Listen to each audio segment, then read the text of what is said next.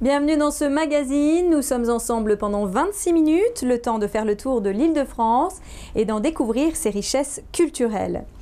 Des événements à ne pas rater, des artistes à découvrir, des spectacles à voir, c'est tout de suite dans Grand Paris Culture. Dans ce numéro, nous vous emmènerons danser avec les jeunes ados du Centre national de la danse de Pantin.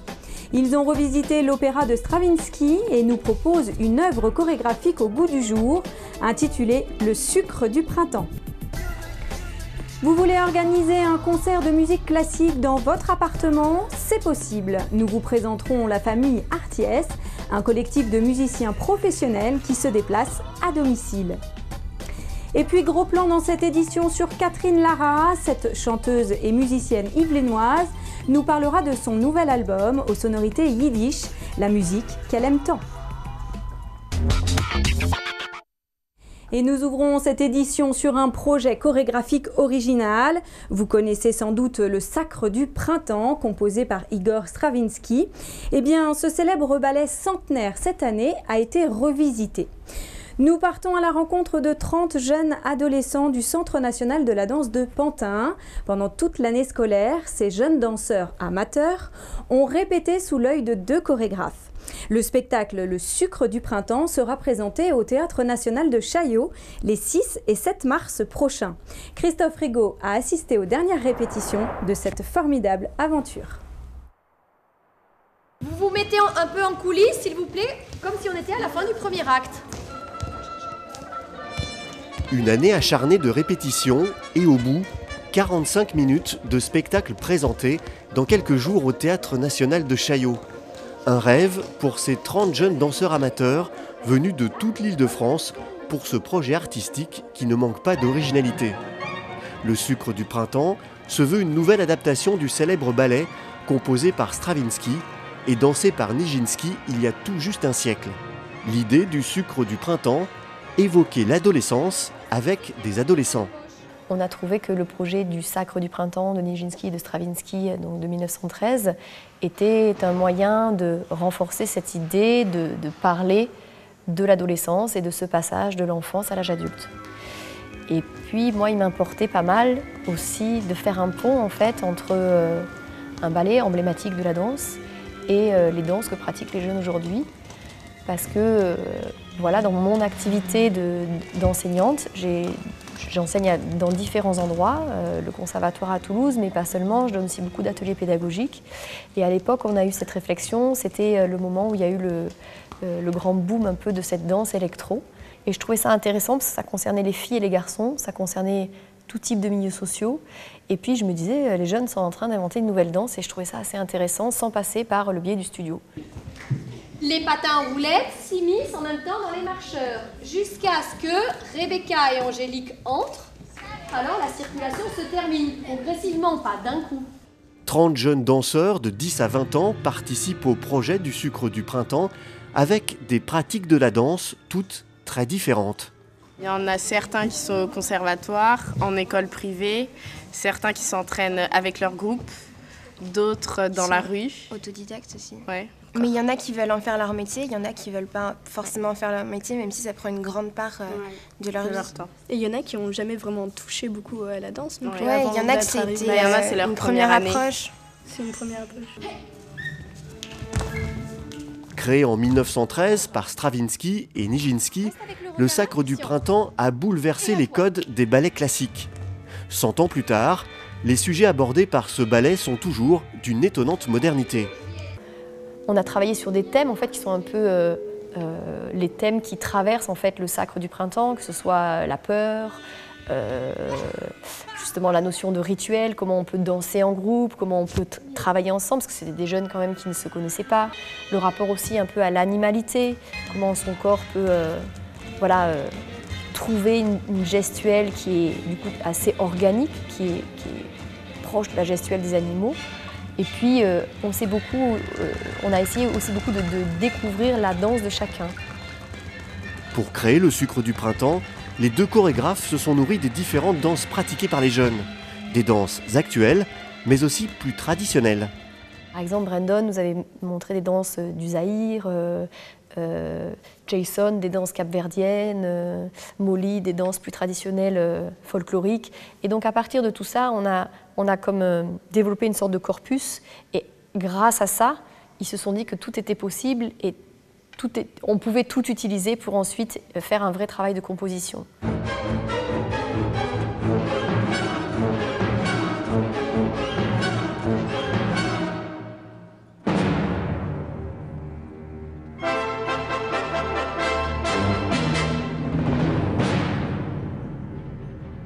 L'autre défi à relever pour faire aboutir ce projet artistique, faire travailler ensemble 30 adolescents d'âges très différents, avec, pour seul mot d'ordre, l'échange et une passion commune, la danse.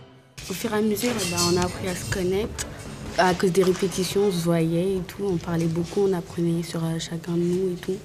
Et ici, c'est comme si, par exemple, elle fait du moderne, du jazz, et moi, je lui apprends des trucs du hip-hop ou de la dancehall. Enfin, ça dépend, on apprend chacun. Tous les jours qu'on vient ici, on apprend des autres. On est devenus une famille. Ouais. Enfin, non, mais c'est vrai. Non, mais franchement, on s'est rapprochés hyper vite. On a passé quand même beaucoup de temps ensemble. C'est des grosses répètes et c'était un partage même de danse, mais plus que ça, quoi. Le fait de pouvoir transmettre son émotion sans forcément parler. Faire comprendre à quelqu'un que tu es énervé juste par ta danse, ou que tu es triste, ou que tu es hyper joyeux juste en quelques mouvements.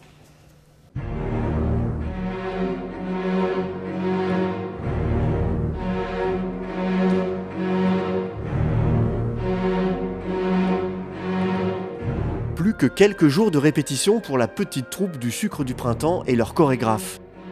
Mais après une année de travail, l'alchimie est en train de prendre. La tension monte, je dirais, mais elle monte positivement. C'est-à-dire qu'il y a quelque temps, j'aurais eu une tension plus de peur de ne pas arriver au bout ou de ne pas arriver à finir. Là, je pense qu'en fait, on est vraiment sur la dernière ligne droite et il y a quelque chose de stimulant parce qu'ils sentent qu'ils commencent à vraiment prendre possession du projet. Et c'est ce stade où ça devient intéressant parce que s'ils en prennent vraiment possession, ils vont s'amuser avec. Deux représentations viendront couronner cette aventure chorégraphique hors norme. Les 6 et 7 mars prochains, le printemps aura un peu d'avance au Théâtre national de Chaillot de Paris.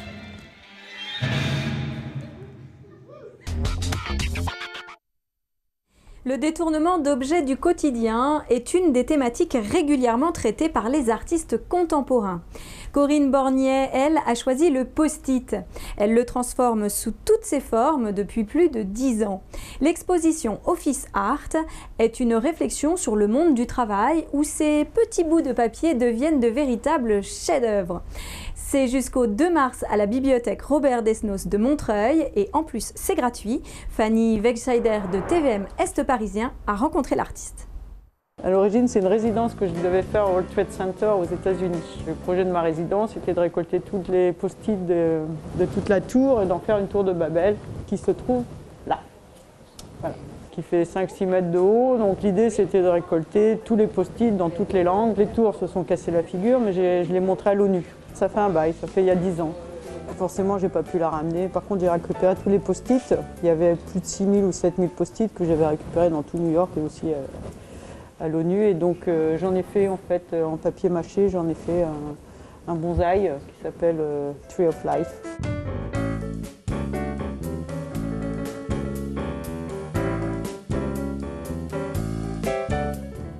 Comme les post-it étaient très éphémères, moi j'ai voulu les rendre pérennes, justement faire un clin d'œil. Donc j'ai pris des messages au hasard et j'ai voulu en faire des œuvres d'art.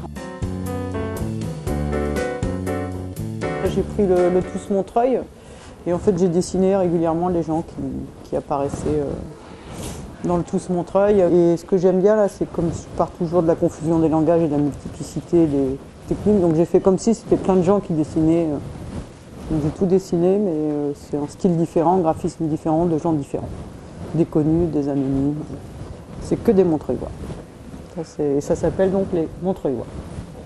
Là, c'est un peu un clin d'œil sur la folie de la bureautique, quoi, du monde du travail. Donc ça s'appelle Unplug the Secretary, débrancher la secrétaire. C'est une sculpture avec des câbles, des vrais câbles. C'est une sculpture humoristique, mais avec un côté triste, comme toujours dans l'humour.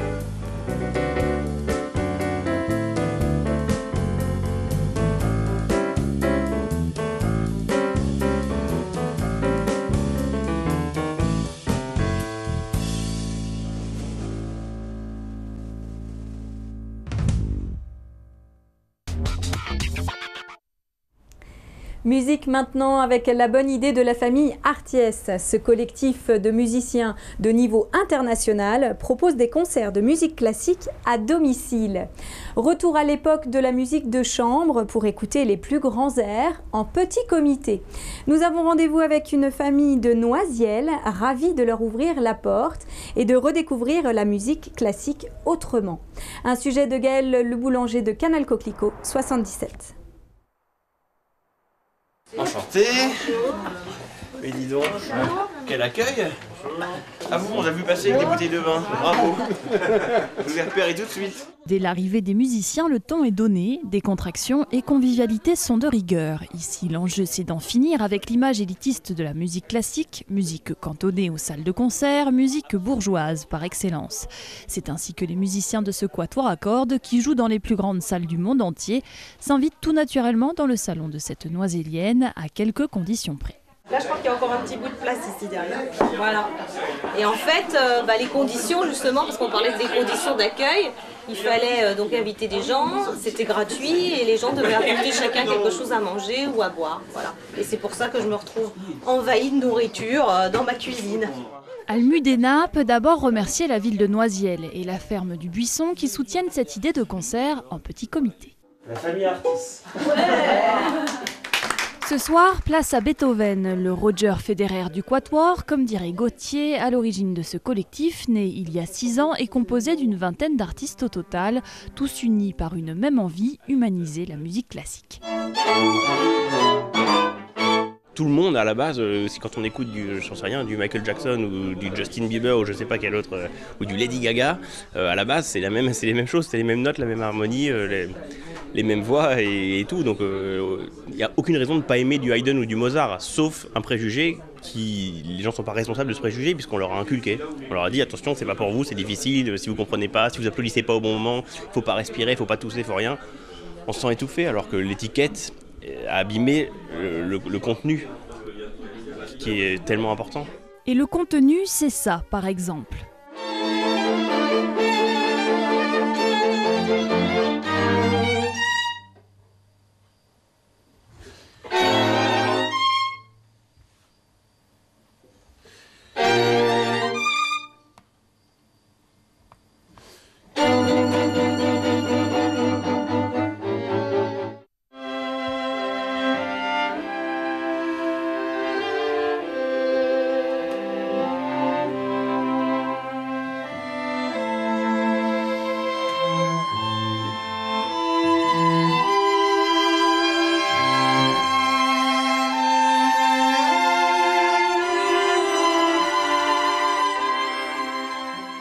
Une heure de concert ponctuée de séances questions-réponses, 2 opus et quelques mouvements plus tard, la musique laisse place au petit four et aux premières impressions. Les voisins et les proches d'Almudena ne sont pas de fins connaisseurs de musique classique. Pour moi, c'était une première et j'ai trouvé ça très agréable. J'étais heureux de proposer ce moment à mes invités. Voilà. Et cette partie-là, les quatuors en général, je n'en écoute jamais, je ne sais pas du tout. Donc là, vraiment, c'était une découverte. Paris réussi alors pour la famille Artis. Prochain rendez-vous en clôture de la résidence, samedi 30 mars, à l'auditorium Jean Cocteau de Noisiel, pour écouter dans une grande salle cette fois le quintet à cordes à 2 violoncelles de Schubert, où l'on retrouve l'adagio, un des moments les plus forts et les plus émouvants de toute l'histoire de la musique, ouvert aux connaisseurs comme aux néophytes, bien entendu. Parlons théâtre avec le travail des jeunes comédiens de première année de l'école départementale de théâtre du 91. Les élèves sont actuellement en répétition sous la direction de Valérie Blanchon sur la pièce intitulée « Les morts d'Hercule ». Un texte antique d'après Sophocle et Sénèque, mélangé aux écrits plus contemporains de Martin Krimp. Les caméras de Grand Paris Culture sont à Courcouronnes en salle de répétition avec Giuseppe Baggio de Téléson. Le téléphone, l'armoire à pharmacie et tout le contenu de l'armoire à pharmacie, naturellement. Oh, c'est révoltant. C'est toi qui me l'as demandé. Hein. Boîte à bijoux, brosse à dents. C'est quoi ces stries sur mes ongles? Ça vient du stress, ça va disparaître. Alors, tu as dû tout nettoyer? Non, c'est ce que je te dis. On m'a dit de le laisser, ne toucher à rien, c'est le lieu du crime. Sous la direction de Valérie Blanchon, les élèves de première année sont au travail. Il s'agit d'une mise en scène intitulée « Les morts d'Hercule » d'après Sophocle, Sénèque et Martin Krimp, auteurs contemporains. L'objectif pour les élèves d'apprendre cet auteur, ce serait quoi? Moi, ce qui m'intéressait, c'était de partir d'un texte antique, qui est celui de Sophocle, qu'on n'a pas travaillé mais qu'on a lu. Et puis un deuxième texte intermédiaire qui est celui de Sénèque, qui raconte exactement la même histoire. Mais Sénèque, c'est beaucoup plus baroque, c'est beaucoup plus poétique, c'est beaucoup plus lyrique. Et il y a des digressions qu'il n'y a pas ni dans Sophocle ni dans Krimp. Par exemple, la jeune captive parle. Il y a plein de personnages comme ça qui ont des très longs monologues. Donc on en a rajouté comme ça des parties qu'on a mis à l'intérieur des scènes. Et les élèves jouent les deux écritures. Voilà, donc c'était pour qu'ils sentent à la fois d'où provient ce qu'ils sont en train de jouer en contemporain, d'où ça vient dans le temps, dans l'histoire. Et puis aussi pour qu'ils passent dans des écritures différentes et qu'ils voient quelle différence de jeu ça produit sur eux. C'est très agréable parce qu'il y a beaucoup d'émotions, il y a beaucoup d'enjeux. C'est complexe et pour jeu de comédien, c'est intéressant, je trouve, parce qu'on a plein de facettes à trouver et à jouer. C'est rigolo de jouer Amélia, qui est l'héroïne et qui est très supérieure à tout le monde, à ses servantes, et ensuite de jouer les servantes, et donc comment on travaille la différence de caractère entre les deux femmes, quoi. Moi, mon travail, en fait, je suis sur toute la pièce, mais j'ai surtout de la présence, j'ai pas beaucoup de texte. Là, dans celle-là, il y a beaucoup de texte, mais c'est la seule scène, en fait, où je suis. Bien sûr que je l'ai fait, Cathy, parce que ces gens commencent à m'énerver sérieusement, commencent vraiment à me mettre en colère. Ils sont partout, comme des mouches sur une assiette à jambon. Et bien sûr, j'avais Jamie qui se comportait davantage comme un gosse de 6 ans que comme un adulte, se blâmant surtout, comme si ça servait à quelque chose. C'est terminé? La pièce de Martin Krimp, écrite en 2004, met en scène un général parti en guerre contre le terrorisme. Sa femme, assignée à résidence près d'un aéroport, attend son retour en vain. Le général lui demande de recueillir 2 orphelins, un garçon et sa sœur, laquelle se révèle être sa maîtresse. Sur ces images, la répétition d'une scène de rare intensité. Je vous ai posé une question! Quelle question, général? Vous me faites mal! Je fais quoi? Lâchez-la! Elle ne connaît pas la réponse! Je ne connais pas la réponse. Non, désolée! Je vous ai fait mal. J'y suis habituée. À la douleur? Oui. Habituée à la douleur. Ta femme, elle est folle de lui, elle lui donne un filtre, elle croit que c'est un filtre d'amour et de fidélité, et en fait, ça le détruit peu à peu. Donc là, on est avec le général qui est complètement malade et qui est en train de mourir de douleur et il perd sa peau, en fait. Et donc, c'est les 3 servantes, enfin les 3 bonnes plutôt, le chœur, qui s'occupent du général. Vous savez qui je suis? Je suis Nicolas. Vous baisez mon fils. Non. Vous êtes celle qui baise mon fils. Non. Laquelle de vous baise mon fils alors? Celle-là? À 3h, général. Il est 3h et à 3h vous parlez au ministre. Vous vous souvenez à propos d'hélicoptère? Je parle avec le ministre, c'est exact. Ok, stop. Valérie Blanchon anime son atelier en traversant 3 époques, un travail passionnant pour la formation des élèves de l'école départementale de théâtre, ici à Courcouronnes. Qu'une molécule chimique m'a fait perdre l'esprit? C'est ça?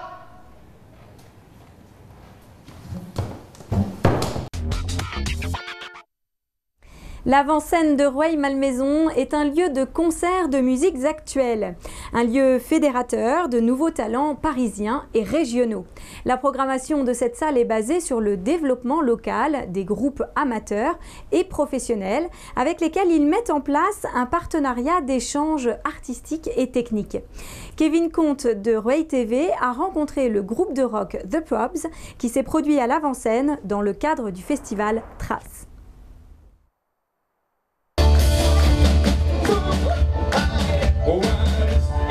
Ambiance rock pour le passage sur scène de The Probs lors du festival Trace.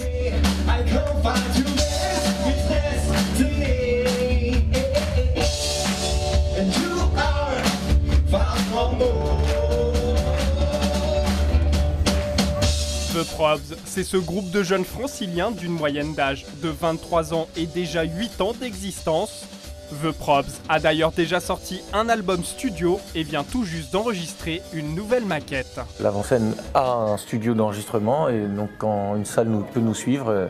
Elle nous a mis à disposition le studio pour pouvoir enregistrer un petit album 4 titres. Il devrait sortir prochainement, on est en train de le mixer en ce moment.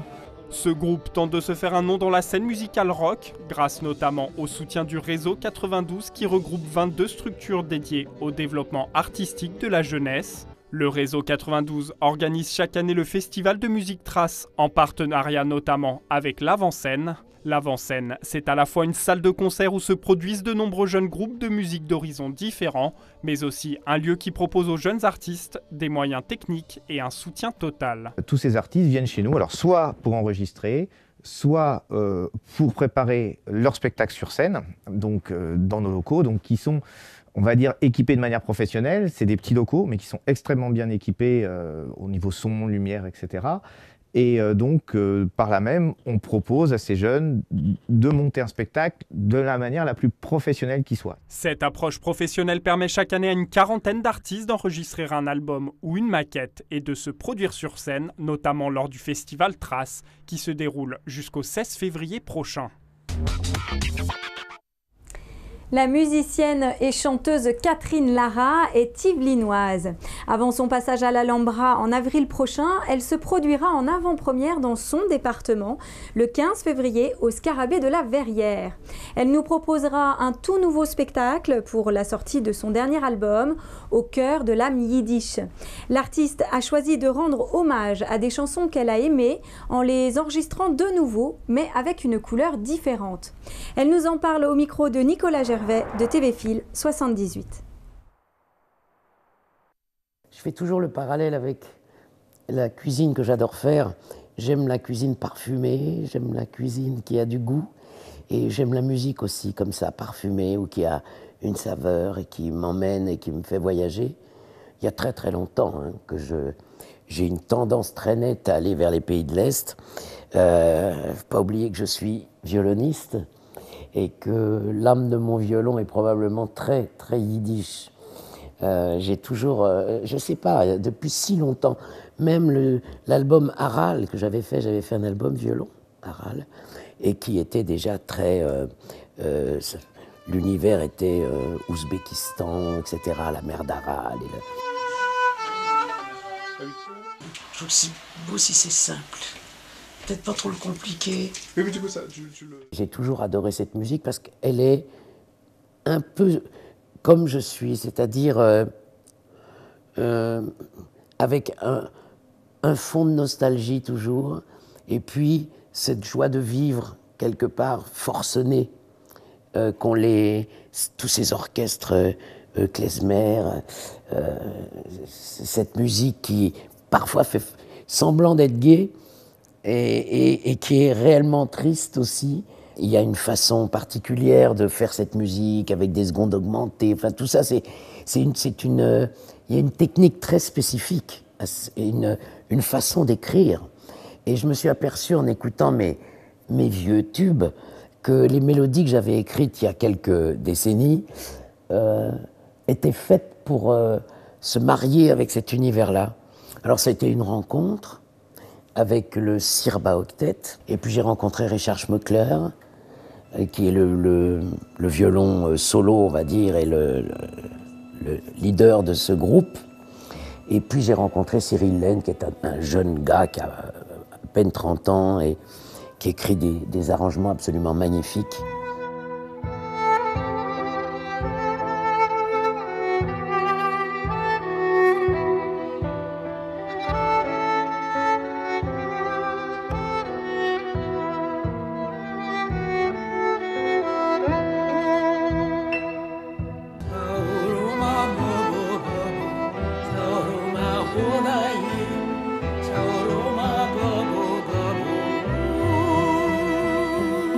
J'ai eu un peu l'impression aussi, je dirais, d'être arrivé à bon port. C'est-à-dire d'avoir fait un grand parcours et aujourd'hui d'avoir trouvé le joli manteau qui me va bien, avec ma voix un peu cassée, avec cet univers-là, je trouve qu'il est harmonieux avec, ou en harmonie avec qui je suis aujourd'hui.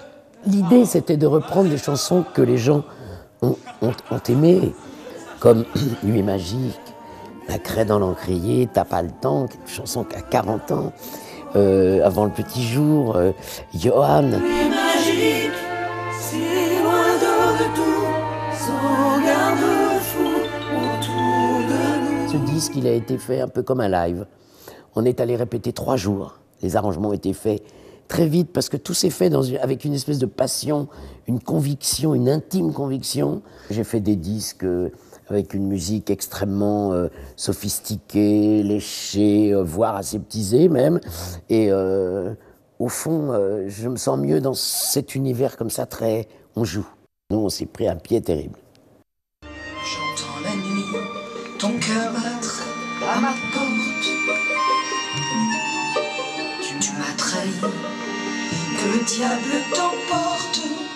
Cette chanson a été écrite pour elle, par son père, par Jean-Louis Seigné, et à une époque où, comme on vit tous parfois, un chagrin d'amour ou une peine de cœur, il a écrit ça pour elle, comme un petit peu une espèce de consolation. Il a écrit cette chanson que j'aime beaucoup, qui s'appelle Le dos au mur, et j'avais envie, puisque c'est la sienne, et que Mathilde adore chanter, et que nous sommes depuis plus de 10 ans des amis très très intimes. Je suis la marraine de son petit garçon et j'avais envie que Mathilde vienne poser sa petite touche d'émotion. C'est une fille que j'aime beaucoup. Et quand elle chante, en plus elle sait le faire. C'est quand même une enfoirée. Quoi qu'elle fasse, elle est douée. Sûr que c'est le dos au mur, quand le mot fin s'écrit sur un amour qui tourne. Elle est très importante cette date pour nous. C'est la première fois que nous allons faire un concert avec le Sirba. Donc le concert, il y a 20-25 minutes de première partie avec le Sirba Octet, avec cette musique absolument fantastique. Ils ont des morceaux qui sont sublimissimes. Et puis en seconde partie, je viendrai les accompagner, on va dire, pour changer, tiens. Grand Paris Culture, c'est fini pour aujourd'hui. Vous pouvez revoir ces images sur le site internet de Télif, www.telif.tv. Je vous donne rendez-vous la semaine prochaine et tout de suite, la suite des programmes sur Télif.